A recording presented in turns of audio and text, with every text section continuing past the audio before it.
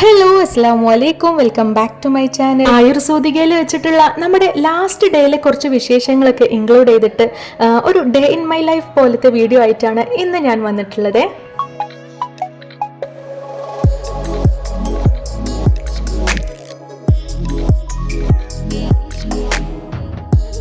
രാവിലെ 6 മണിയായപ്പോൾ തന്നെ എനിക്കുള്ള ഫുഡൊക്കെ എത്തിയിട്ടുണ്ട്. ഒരു ഗ്ലാസ് പാലും പഴം പുഴുങ്ങിയതും കാടമുട്ടയൊക്കെ കഴിച്ചതിന് ശേഷം നമ്മൾ നേരെ ട്രീറ്റ്മെന്റിന് വേണ്ടിയിട്ട് താഴോട്ട് ഇറങ്ങിപ്പോകും. പിന്നെ കുളിയും കാര്യങ്ങളൊക്കെ കഴിഞ്ഞിട്ട് ഏകദേശം കയറി വരുമ്പോഴേക്ക് ഒരു 8-8:30 ആയിട്ടുണ്ടാവും കേട്ടോ. എൻ്റെ കുളി കഴിഞ്ഞാൽ ഉടനെ തന്നെ അടുത്ത പരിപാടി എന്ന് പറയുന്നത് കുഞ്ഞാപ്പിനെ കുളിപ്പിക്കാൻ വേണ്ടി കൊണ്ടുപോകുക എന്നുള്ളതാണ്. അപ്പോൾ അത് അനിയത്തിയുടെ ഡ്യൂട്ടിയാണ്.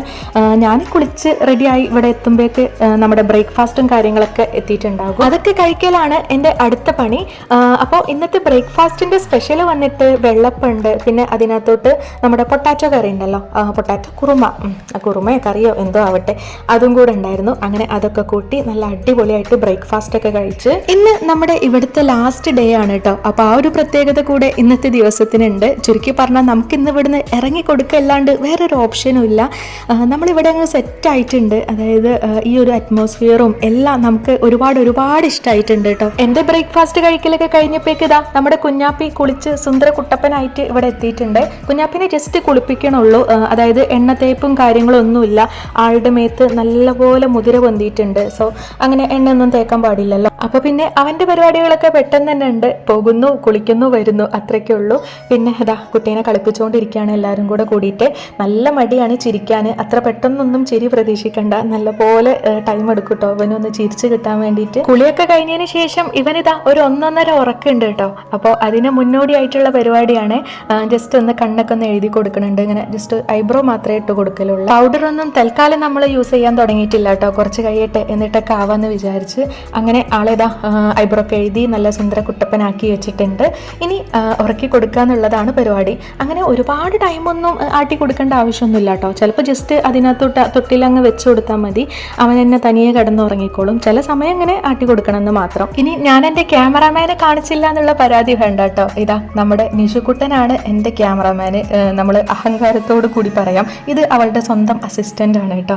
അപ്പോൾ അവർ രണ്ടുപേരും കുട്ടിനെ ചുറ്റി പറ്റിയിട്ട് തന്നെ ഇവിടെ ഉണ്ട്. അപ്പോൾ എൻ്റെ കുളിയൊക്കെ കഴിഞ്ഞ സ്ഥിതിക്ക് നമ്മുടെ മുടിയൊക്കെ പുകയ്ക്കാൻ വേണ്ടിയിട്ട് അവരെത്തിയിട്ടുണ്ട്. അതായത് നമ്മുടെ തെറാപ്പിസ്റ്റ് എത്തിയിട്ടുണ്ട്. ഇതിൻ്റെ അതായത് ഇവിടുത്തെ ട്രീറ്റ്മെൻറ്റും കാര്യങ്ങളും എല്ലാം ഇൻക്ലൂഡ് ചെയ്തിട്ട് ഒരു ഡീറ്റെയിൽഡ് വീഡിയോ, നമ്മുടെ പ്രസവരക്ഷയുടെ ഒരു ഡീറ്റെയിൽഡ് വീഡിയോ നമ്മൾ ഓൾറെഡി നമ്മുടെ ചാനലിൽ കുറച്ച് ദിവസം മുന്നേ അപ്ലോഡ് ചെയ്തിട്ടുണ്ട്.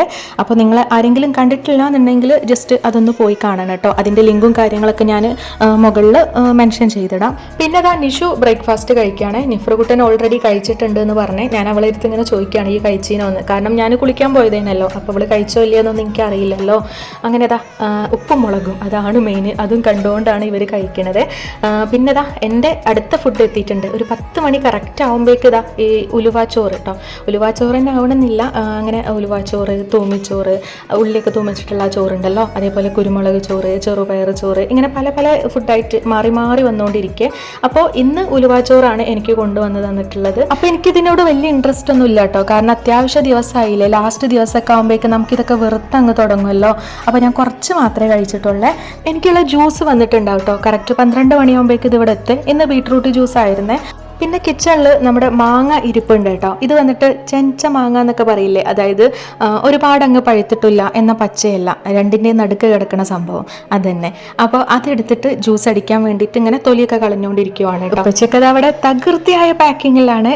നമ്മൾ എന്താ പറയുക, ഒരു വീട് ഒഴിഞ്ഞു പോണ പോലെയാണ്. അതായത് അത്യാവശ്യം സാധനങ്ങൾ ഇവിടെ ഉണ്ട്. എന്നാൽ തന്നെ 4-5 ദിവസം മുന്നേ തന്നെ നമ്മളിങ്ങനെ അനിയൻ്റെ അടുത്ത് ഓരോ ബാഗിലായിട്ട് ഓരോന്നായിട്ട് കൊടുത്തയക്കാൻ തുടങ്ങിയിട്ടുണ്ട്. പക്ഷേ ഇവിടുത്തെ ആ ഒരു 30 ദിവസം ഉണ്ടല്ലോ, അത് നമ്മൾ ഒരിക്കലും മറക്കില്ല.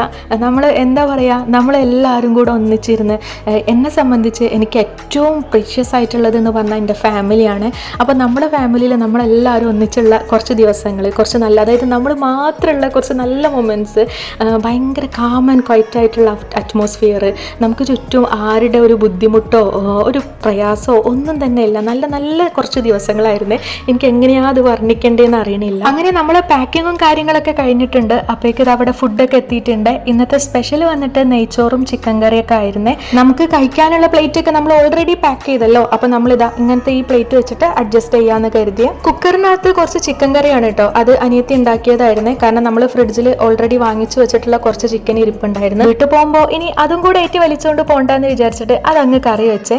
അപ്പോൾ ഇവിടെയും ഇന്ന് ചിക്കൻ കറിയാണല്ലോ. അപ്പൊ അവള് അത് രണ്ടും കൂടെ അങ്ങ് മിക്സ് ചെയ്ത് പിന്നെ നമ്മളെല്ലാവരും കൂടി ഇരുന്ന് ഫുഡൊക്കെ കഴിച്ച്.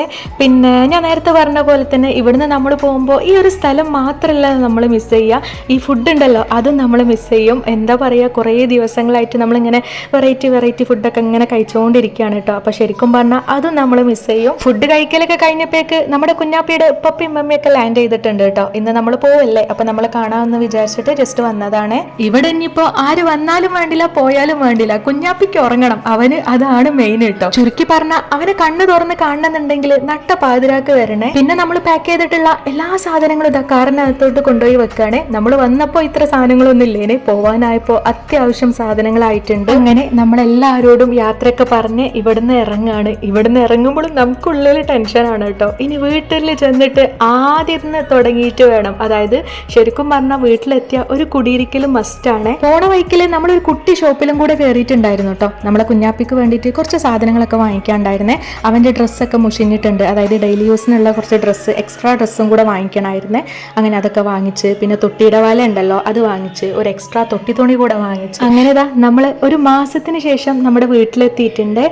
എനിക്കിതാ വീട് കണ്ടപ്പോൾ ഒരു പ്രത്യേക സന്തോഷം. അതങ്ങനെയാണല്ലോ അല്ലേ, നമ്മൾ വീട് എത്ര കുഞ്ഞി കൂരയാണെന്നുണ്ടെങ്കിലും നമുക്കത് കൊട്ടാരാണല്ലോ.